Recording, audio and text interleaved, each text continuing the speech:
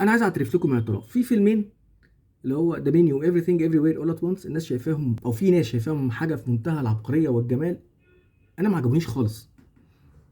انا هحرق الفيلمين، فلو ناوي تتفرج عليهم ممكن تعدي الحلقه دي. اول فيلم ده منيو، الفيلم بيبتدي ايه؟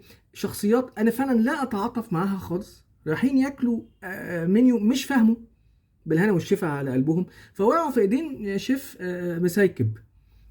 برضه مش فارق معايا يعني الفيلم ده لو كانوا كلهم ولعوا ولا كلهم اتسموا ولا في الاخر البتاع نزل لهم الشيك وقال لهم باي باي جود نايت سي يو، مش فارق معايا. انا مش فاهم الفيلم ده الرمزيه فين يعني، ولا ايه؟ لا هو في حاجه عبقريه، انا بس ذكائي ما قدرش يجيبها.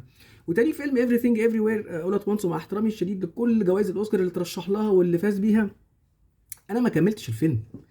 نص الاولاني كان عاجبني جدا، ليه بقى؟ لان هو كان حاجه كده في في الماتريكس كده، فاهم؟ زي فيلم ذا ماتريكس، والبطله بتاعته الست العاديه اللطيفه اللي هي عندها بنت وفي مشاكل وجدها وابوها والمشاكل العاديه جدا، وبعدين فجاه هي التشوزن وان.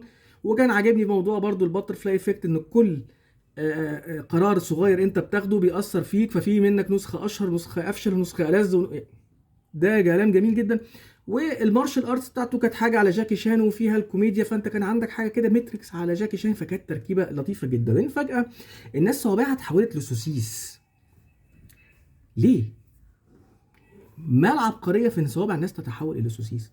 ما انا ممكن اقول وحواجب الناس اتحولت لبخور هندي يعني. في حاجه برضو عبقريه هنا انا مش قادر اجيبها، لان انا شايف نفسي ان انا راجل متفرج عادي، بقطع التذكره باكل فشار، فانا متفرج فشار، فالحاجات دي ما بتستهونيش يعني بصراحه. فرشحوا لي افلام عاديه في مستوى المتفرج الفشار، او حد يحاول يفهمني ايه الفيلمين دول، في حاجه انا فايتاني يعني، في حاجه عبقريه ما جاتش معايا. انا اسمي عزت امين، من فضلكم اعملوا لي لايك ومتابعه وشير.